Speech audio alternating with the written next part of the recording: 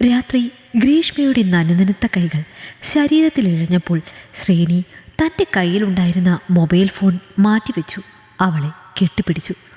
ആദ്യ പ്രസവം കഴിഞ്ഞ് അമ്മ വീട്ടിൽ നിന്നും വന്നിട്ട് ഒരാഴ്ച ആയതേയുള്ളൂ.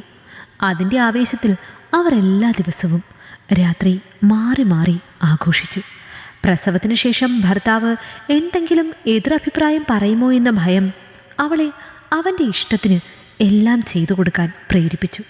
പൊതുവെ പ്രസവം കഴിഞ്ഞ് എല്ലാ സ്ത്രീകളും പറയുന്നത് തൻ്റെ ഭർത്താവിൽ നിന്ന് കൂടി അങ്ങനെയുള്ള ഒരു അഭിപ്രായം ഉണ്ടായാൽ അവൾക്ക് അത് താങ്ങാനാവുന്നതല്ല.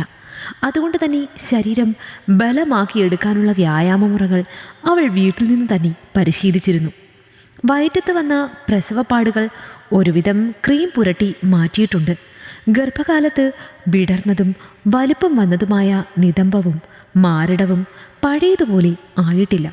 തൻ്റെ ഭാര്യയെ തന്നെ ശാരീരികമായി വേറൊരു ഭാവത്തിലും രൂപത്തിലും കിട്ടിയപ്പോൾ ശ്രീനിക്ക് സന്തോഷമായി. അവനത് ആസ്വദിച്ചു. അതേക്കുറിച്ച് ശ്രീനിയേട്ടൻ പറയുമ്പോൾ ഗ്രീഷ്മയ്ക്കും അത്ഭുതകരമായി തോന്നി.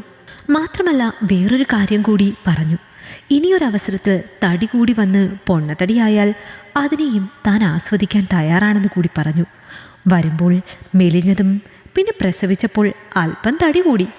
ഇനി 40-50 ആകുമ്പോഴേക്കും പൊണ്ണത്തടിയായി ഇങ്ങനെ രൂപമാറ്റം സംഭവിക്കുമ്പോൾ ശ്രീനിയേട്ടന് ഒരു 3 പെണ്ണിനെ കെട്ടിയ പ്രതീതി ഉണ്ടാകും അത്രേ. എങ്കിലും കുറച്ച് സമയത്തിന് ശേഷം അവൾക്ക് ബാത്റൂമിൽ പോവേണ്ടി വന്നു. വീണ്ടും ഫ്രഷായി വന്ന് ബെഡിൽ കിടന്നു. ശ്രീനി ബെഡിലൊരു കൈലി മാത്രം എടുത്ത് കമിഴ്ന്ന് കിടന്നുറങ്ങുകയാണ്. ശ്രീനിയുടെ ആ കിടത്തം കണ്ടാൽ ഗ്രീഷ്മ ആ പുറത്ത് ചാഞ്ഞു കിടന്ന് ഉറങ്ങാൻ ശ്രമിക്കും. ചിലപ്പോൾ ശ്രീ മിണ്ടാതെ ഉറങ്ങും. ചില നേരത്ത് അവൻ അവളെ തള്ളി മാറ്റും. ലൈറ്റ് ഓഫ് ചെയ്ത് ഗ്രീഷ്മ ശ്രീനിയുടെ പുറത്തേക്ക് ചിരിഞ്ഞു കിടന്നു. വെള്ളം നനഞ്ഞ നനുത്ത കരങ്ങളാൽ അവൾ അവനെ കെട്ടിപ്പിടിച്ചതേ ഓർമ്മയുള്ളൂ. മലർന്നടിച്ച് ബെഡിലേക്ക് വീണുപോയി അവൾ. നാശം, മാറിക്കിടക്ക്, തണുത്ത് വിറയ്ക്കുന്നു കൈ മേലിൽ കൊള്ളുമ്പോൾ തന്നെ. അവൻ അവളെ തള്ളി മാറ്റി.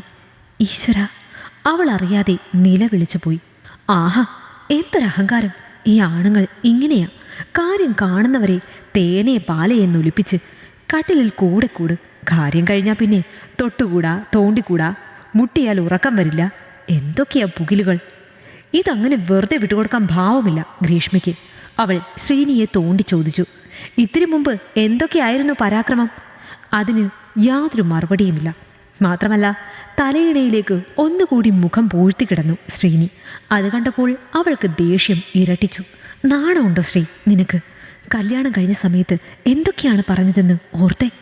നാളെ ഓർത്താ പോരെ? അവൻ്റെ കണ്ണിലും വാക്കിലും ഉറക്കം കയറി. വേണ്ട, ഓർക്കണ്ട, ഞാൻ പറയാം. എന്നും ഇങ്ങനെ കെട്ടിപ്പിടിച്ച് കിടക്കണം, കെട്ടിപ്പിടിച്ച് ചാവണം. ഓ, എന്തൊക്കെയായിരുന്നു! ഇപ്പോൾ ദേ മേല് തൊട്ട ഉറക്കം വരില്ല. അത് കേട്ട് ശ്രീനിക്ക് സഹി കെട്ടു. നിർത്തുന്നുണ്ടോ നിന്റെ പുരാണം? ഓ, ഞാൻ നിർത്തി. ദേഷ്യപ്പെട്ട് അവൾ പുതപ്പ് മേലാസകലം മൂടി ചുരുണ്ടു. ശ്രീനിക്ക് എതിരെ തിരിഞ്ഞു കിടന്നു.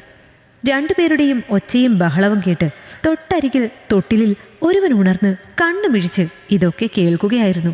പെട്ടെന്ന് രണ്ടുപേരും നിശബ്ദരായപ്പോൾ പിന്നെ അവൻ്റെ റോളായി. അത് കിടന്ന് ആദ്യം ചിണുങ്ങി. ആരും മൈൻഡ് ചെയ്യുന്നില്ലെന്ന് കണ്ടതോടെ വോളിയം ഹൈ റേഞ്ചിലാക്കി. ഗ്രീഷ്മ ചാടി എണീറ്റു. തൊട്ടിലിൽ നിന്നും കുഞ്ഞിനെ എടുത്ത് മടിയിലിരുത്തി. അവന് വേണ്ടത് കൊടുത്തു. തനിക്ക് വേണ്ടത് കിട്ടിയപ്പോൾ അവൻ്റെ ഒച്ചയും നിന്നു. ഈ കഥ നിങ്ങൾക്കിഷ്ടമായെങ്കിൽ ലൈക്ക് ചെയ്യൂ. നിങ്ങളുടെ അഭിപ്രായങ്ങൾ കമൻ്റായി രേഖപ്പെടുത്തൂ. കൂടുതൽ കഥകൾ കേൾക്കാൻ ഈ ചാനൽ സബ്സ്ക്രൈബ് ചെയ്യൂ.